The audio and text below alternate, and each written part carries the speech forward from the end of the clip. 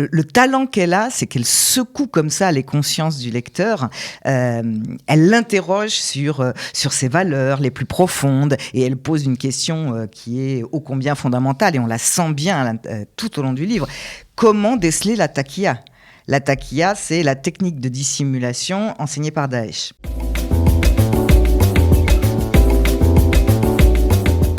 Vous le savez, comme chaque mercredi, c'est le moment du Sefer du libraire. Alors aujourd'hui, un livre qui malheureusement sonne comme en écho avec la réalité que nous traversons en Israël, avec le terrorisme. C'est l'occasion pour moi d'envoyer toutes mes condoléances à toutes les familles qui ont été touchées malheureusement par ces actes de barbarie.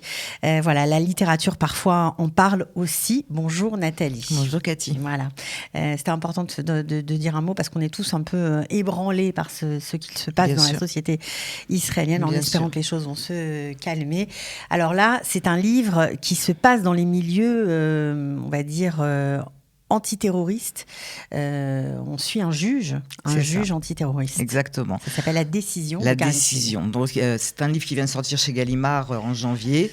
Et je n'ai qu'un mot à dire, c'est que c'est remarquable. On retrouve dans ce roman la marque de fabrique de l'écrivaine, une écriture au scalpel et un talent fou pour pénétrer au plus profond de la psychologie humaine. Alors oui, c'est ça, dans ce roman, Karine Thuil traite d'un sujet d'actualité. Quand je l'ai choisi de le présenter, je ne savais pas ce qui allait se passer. À travers le portrait d'Alma, qui est une juge d'instruction antiterroriste, qui doit statuer sur le sort d'un jeune homme, j'ai toujours mal à prononcer, Abdel-Jalil Qassem, emprisonné en France parce qu'il est suspecté d'avoir rejoint l'État islamique de Syrie.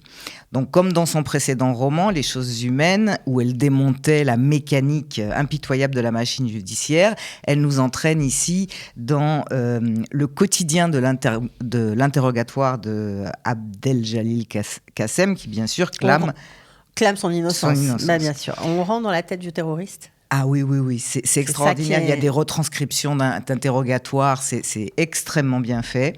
Et c'est l'occasion surtout de nous offrir un portrait de femme des plus actuels, entre le poids des responsabilités, la pression professionnelle, les zones d'ombre, entre la présomption d'innocence et la protection d'un pays. C'est vraiment un grand écart. Alors Alma est une femme mariée qui entretient une relation avec l'avocat de Qassem. Elle doute, elle vacille en permanence entre raison et déraison. Elle écoute son amant qui fait battre son cœur, qui lui dit qu'il n'y a pas de preuves contre Qassem, que la prison, c'est l'antre de la radicalisation et de la haine. Et elle oscille en permanence dans une bonne partie du livre, plus à la fin, elle oscille en permanence entre son besoin d'humanité et cette haine qu'elle entend encore et toujours appeler à la mort. Alors, le lecteur, et ça, elle sait très très bien le faire, on est complètement avec elle, on doute avec elle, on hésite en permanence sur la bonne décision à prendre concernant ce présumé djihadiste, on suit avec passion, ce que je disais, les extraits de l'interrogatoire, c'est extraordinaire. Ça m'a rappelé par moments, dans un genre très différent, un livre qui avait été écrit par Mark Weitzman, que j'avais probablement présenté ici à l'époque. Alors lui, c'est de l'essai, où il retranscrivait comme ça au kilomètre des interrogatoires de jeunes djihadistes. Mais elle s'est romancée. Elle s'est romancée. Elle a dû se baser quand même sur des... Ah oui, c'est toujours très documenté. Des bien procès, sûr. des extraits d'interrogatoires, etc. C'est toujours très, très, très documenté. Et le talent qu'elle a, c'est qu'elle secoue comme ça les consciences du lecteur. Elle l'interroge sur ses valeurs les plus profondes et elle pose une question qui est ô combien fondamentale et on la sent bien tout au long du livre. Comment déceler la taqiyya ? La taqiyya, c'est la technique de dissimulation enseignée par Daesh. Comment deviner la sincérité ? Y a-t-il une sincérité ? Ce qu'on découvre aussi dans ce livre, c'est que derrière la raideur du code pénal, une grande place, donc une grande responsabilité, est laissée au juge. Conviction de chacun, contradiction de la société, elle passe tout au crible. Alors évidemment, si on s'intéresse à l'actualité, on n'apprend rien de spécial sur ces jeunes Français qui se radicalisent. Mais par contre, on découvre beaucoup sur le métier de juge d'instruction antiterroriste qui instruit à charge ou à décharge pendant des mois en amont d'un éventuel procès. Il y a beaucoup, beaucoup de force dans ce livre. Il est question évidemment d'amour, de haine, de beauté, de laideur. Elle dissèque Karine Thuil, et ça c'est magnifique, les cœurs meurtris, les cœurs qui rêvent, les cœurs absents. Et on ressent dans la lecture un contraste permanent entre ombre et lumière. Donc c'est un roman qui s'adresse aux vivants, aux morts, aux pays endeuillés, comme nous par exemple hier, à ce monde qui n'est pas parfait et à ceux qui n'oublieront jamais. Le ton est juste, c'est précis, c'est fouillé, c'est du grand Karine Thuil. Alors, si elle a eu le prix Goncourt des lycéens pour son dernier livre, Les choses humaines. Elle avait eu l'Interallié aussi. On imagine que là, elle va être aussi primée pour ce très beau livre. Il faut espérer. Moi, je l'ai trouvé extraordinaire. Vraiment. Alors, on va lire un petit extrait chaque semaine. Je me nomme Alma Revel. Je suis née le 7 février 1967 à Paris. J'ai 49 ans. Je suis la fille unique de Robert Revel et Marianne Darrois. Je suis de nationalité française, en instance de divorce, mère de 3 enfants. Je suis juge d'instruction antiterroriste.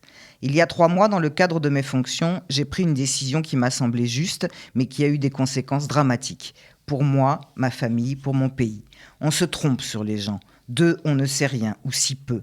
Mentent-ils? Sont-ils sincères? Mon métier m'a appris que l'homme n'est pas un bloc monolithique, mais un être mouvant, opaque et d'une extrême ambiguïté qui peut à tout moment vous surprendre par sa monstruosité comme par son humanité. Pourquoi saccage-t-on sa vie ou celle d'un autre avec un acharnement arbitraire? Je ne sais pas. Je ne détiens pas la vérité. Je la cherche inlassablement. Mon seul but, c'est la manifestation de cette vérité. Je suis comme une journaliste, une historienne, un écrivain. Je fais un travail de reconstitution et de restitution. Je tente de comprendre le magnétisme morbide de la violence, les cavités les plus opaques de la conscience, celles que l'on n'explore pas sans s'abîmer soi-même. Tout ce que je retiens de ces années, c'est à quel point les hommes sont complexes.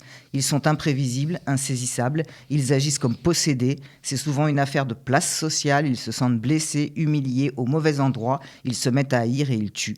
Mais ils tuent aussi comme ça, par pulsion, et c'est le pire pour nous de ne pas pouvoir expliquer le passage à l'acte. On sonde les esprits, la sincérité des propos, on cherche les intentions, on a besoin de rationaliser, et dans quel but? Car à la fin, on ne trouve rien d'autre que le vide et la fragilité humaine. C'est très beau, ça va donner à réfléchir. Nous, on est malheureusement bien au courant de tout ce qu'on peut ressentir dans ces cas-là. En tout cas, merci d'avoir choisi ce livre aujourd'hui et on se retrouve la semaine prochaine. Avec plaisir. Avec plaisir.